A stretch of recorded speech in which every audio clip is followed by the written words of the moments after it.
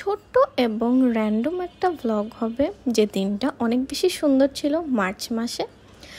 আর আমার ব্লগ দেরি হয় এটা তো আমি কতবার বলেছি, আই গেস অলওয়েজ দেরি হবে।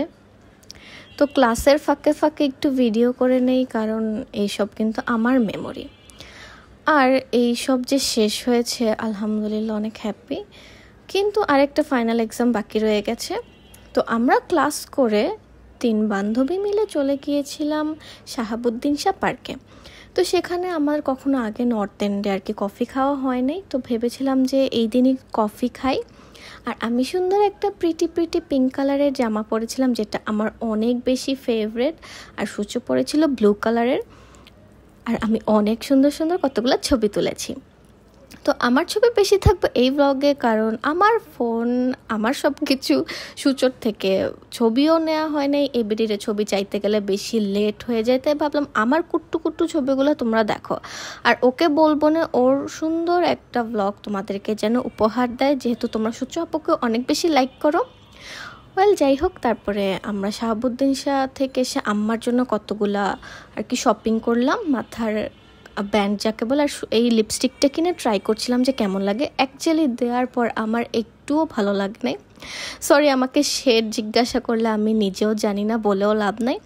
আর লিপস্টিক আমি অলওয়েজ চোখে দিতে পছন্দ করি, আগে গালে দিতাম, বাট একবার গালে দেওয়ার পরে ভালো রকমের অ্যালার্জি দেখা দিয়েছিল, এরপর থেকে আমি আর গালে দেই না। তো আমি সূচকে অনেক রিকোয়েস্ট করছিলাম ওর হোয়াইট কাজলটা যেন আমাকে দেয়, বিচ্ছিরি বেরিয়ে আমাকে দিচ্ছিল না। পরে কালা একটা কাজল পাইছি, সেটাই দিয়ে দেখলাম যে আমার কালা চোখে কাজল কেমন লাগে, আমার ভালো লাগছিল। তো আমরা ক্লাস করে শাহাবুদ্দিন শাহ থেকে ঘুরে এসে আবারও আরেকটা ল্যাব ছিল, ওইটা করে আমরা ভাবলাম যে ইফতারি করি।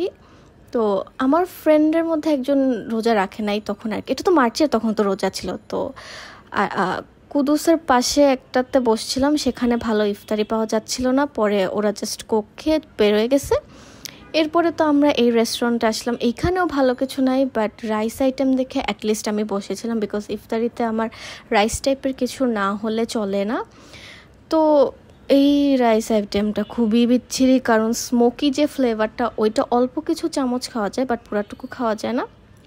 তো আসার সময় আমার দুলাভাই আমাদেরকে নিতে এসেছিলেন, ওদের আবার ক্ষুধা লাগছে দেখে আমরা ওয়ারির আরেকটা রেস্টুরেন্টে চলে গিয়েছিলাম। ওরা খাইছে আর আমি ভিডিও করছি, বিকজ আমার 4টা প্লেসে এক্সপ্লোর করতে হবে।